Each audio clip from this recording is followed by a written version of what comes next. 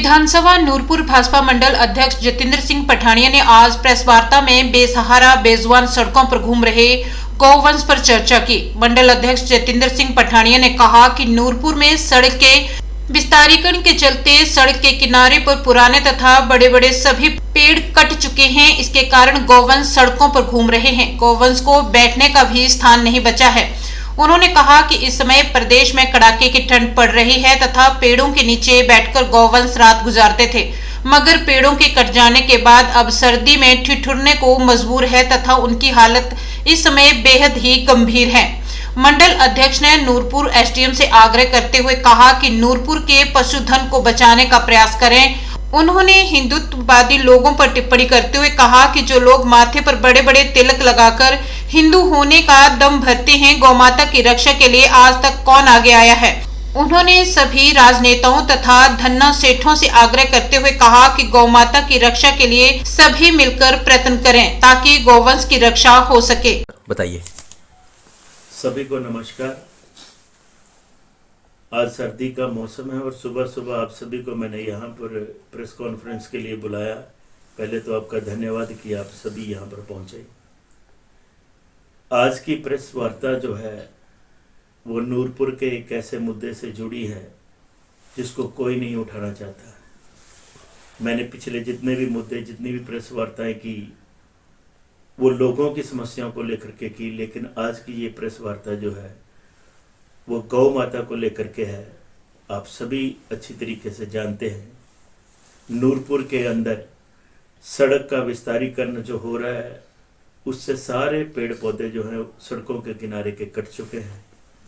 आगे जो आवारा हमारे पशु थे, गौ माता थी, बछड़े थे, वो सारे के सारे उन पौधों के नीचे, उन पेड़ों के नीचे सर्दियों के दिनों में रात गुजार लेते थे।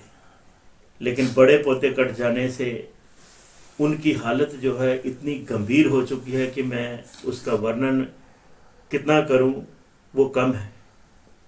आप सभी को पता है खाने को तो इन पशुओं को कुछ नहीं मिल रहा, लेकिन रात गुजारने के लिए भी कोई उनके लिए शेड नहीं है, कोई सहारा नहीं है। आज की इस वार्ता के माध्यम से मैं सरकार को, विशेष करके हमारे एसडीएम महोदय जी को मैं रिक्वेस्ट करना चाहूँगा कि कृपया करके नूरपुर के अंदर जो आवारा पशुधन घूम रहा है, सर्दी इतनी कड़ाके की पड़ रही है, इतना कोहरा पड़ रहा है, उनके रहने को कोई जगह नहीं, ठहरने को कोई जगह नहीं, खाने को तो कुछ नहीं मिल रहा। सभी ने अपनी तारे लगा रखी हैं, कहीं उनको जाने के लिए रास्ता नहीं है, कुछ खाने के लिए। ये बेजुबान जो जानवर हैं, ये बताइए कहाँ जाएंगे। यूँ तो हम सभी अपने आप को हिंदू बोलते हैं और बड़े बड़े टीके लगा करके अपने आप को हिंदू की रक्षा के लिए, धर्म की रक्षा के लिए हम घूमते फिरते हैं, लेकिन गौ जो हमारी संस्कृति में हमारी माँ के समान है, आप मुझे बताइए कि उनकी रक्षा के लिए कौन आगे आएगा। ये आज का ये मेरा मुद्दा था और बड़ा ही एक गंभीर मुद्दा है। और आपके माध्यम से मैं नूरपुर के सभी नेताओं के आगे हाथ जोड़ करके ये बेनती करूँगा कि आप राजनीति से ऊपर उठ करके कम से कम इन बेजुबान जो जानवर जो सड़कों के ऊपर या खेतों में आवारा घूम रहे हैं बेचारे इतनी सर्दी में, इनके बारे में जरूर सोचिएगा। इसमें प्रशासन भी इनिशिएटिव ले, नेता लोग भी ले और धन्ना सेठ लोग जिनके पास हजारों करोड़ों रुपए की संपत्ति है और रात को तकिए के नीचे रख करके सोते हैं और अपने आप को बोलते हैं कि मैं बड़ा धनवान हूँ, मैं उनसे भी रिक्वेस्ट करूँगा कृपया अपनी कमाई में से अंश मात्र कुछ पैसे इस गौ माता की रक्षा के लिए जरूर खर्चें। और यूँ तो एनजीओ कई हैं नूरपुर के अंदर जो मैं देखता हूँ अक्सर आए दिन चर्चा में आते हैं। उन एनजीओ के जो संचालक हैं उनसे भी मैं रिक्वेस्ट करूँगा कि कृपया करके गौ माता की रक्षा के लिए इस सर्दी के मौसम में कृपया करके आप आगे आएँ और उनकी रक्षा करें, उनको सर्दी में इस ठिठुरन भरी रातों में बचाने का कोई ना कोई रास्ता ढूंढे। सर, एक गौ सदन बना था ज्वाली के अंतर्गत, वहाँ पे काफ़ी एक सेंचुरी बनी थी, अब एक भी गाय नहीं है। वो भाजपा के समय में बनी थी। तो मैं एक सवाल भाजपा से भी करना चाहता हूँ, अब कांग्रेस है तब भी कुछ नहीं हुआ, इसके ऊपर अपना कुछ वक्तव्य दीजिए। अभी मैं बोलूँगा तो बोलोगे कि बोलता है।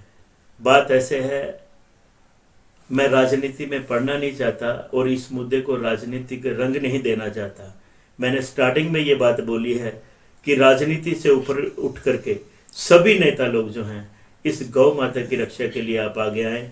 सेंचुरी बनी या नहीं बनी, गौशाला बनी या नहीं बनी, अतीत में किस नेता ने क्या किया, इस मुद्दे को नहीं उठाऊंगा। मैं मौजूदा हालात के ऊपर ये बात करूंगा।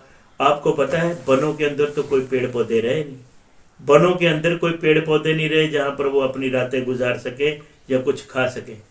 और जो सड़कों के किनारे पौधे थे वो सड़कों के विस्तारीकरण से वो भी कट गए। बताइए ये जानवर कहाँ जाएंगे।